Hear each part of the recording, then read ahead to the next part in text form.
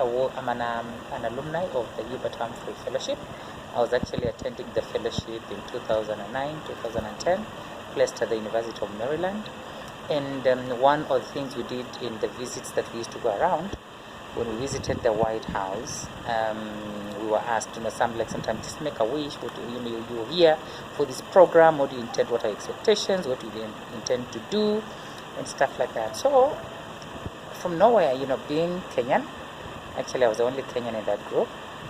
And of course, with Obama's roots from Kenya, and he was president, I said, I'd love an opportunity to interview the president. And everybody just laughed and said, wishful thinking. But I said, you know what? It's good to verbalize them. So that was at the beginning of the program. So we went on with the program for a whole year.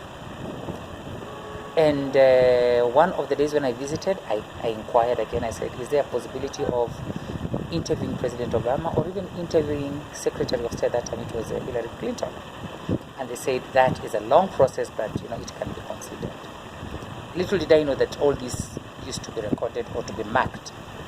So as we complete the program, and I'm doing my last lap, I have family in America, so I said, okay, let me visit my family in California as we wind up before I come and leave.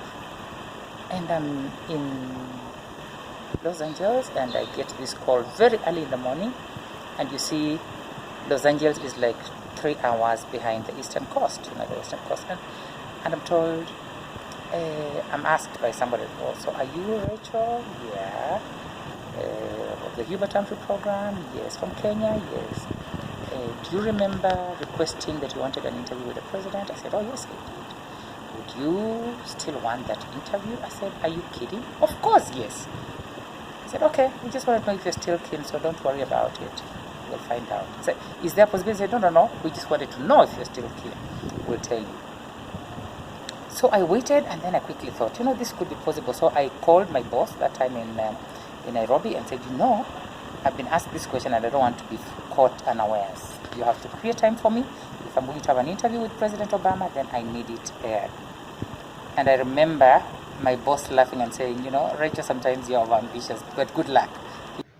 A day later, I was told, okay, nothing has been confirmed, but I think when if you were given that opportunity, when would you want to do it? And I said, Madaraka Day is coming up, 1st June, and maybe I would want something because I would want an interview that can be aired on Madaraka Day. So they told me, so if you're in Los Angeles, when do you come to Washington, D.C.? I told them I'm actually coming back in 2 days because I also plan to leave in about a week's time. So I go back to D.C. and then they just kept quiet and I thought everything was over. I go back to D.C. and I tell my boss, okay, I guess it will not work. I'm preparing to come, but if it does, I'll let you know. Then 2 days later, the same person calls me again and says, okay, you might just be lucky, but nothing is confirmed yet, but we just want to know if you were to have this interview, where would you want to do it, and whom would you be with, and the time and date. And I said, I'm available, I'm on vacation, I'm leaving, whatever time you say, I'm available. And time is ticking because then they said, if you're going to have this interview, you're going to have it at 2 o'clock. And as time moves, you're checking, it's 1:30, 1:45, 1:50, and believe you me, at 2 on the dot, all I had was, ladies and gentlemen, Potters. At that time, I didn't even know what Potters meant. But that is President of the United States. And within no time, President Obama walks in, shakes our hands, asks about how the program is going, how Kenya is, very easy, very, very easy. And I'd already been warned that you don't waste your time. When he gets there, you go straight to the point because he's busy and he could leave after the 10 minutes you've been given.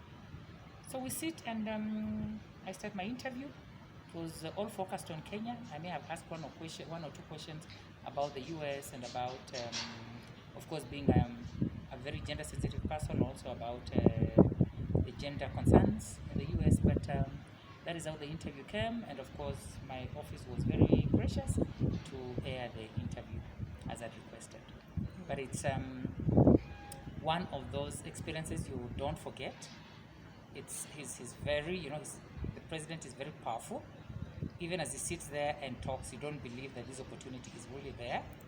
And then the other easy thing is that President Obama is very easy to interview, in that he answers 3 of your questions in one. Before you ask, it's like he's anticipating. So he kind of talks about all the things that you want to talk about. So you have to think on your feet and kind of come with follow-up questions from what he has said. Otherwise, if you follow the script, like I'm going to ask this, and the other, he might end up answering the 5 questions in one question. But it's an opportunity that I don't take for granted. I thank God. It's an experience I will never forget. And I was very, very, very humbled.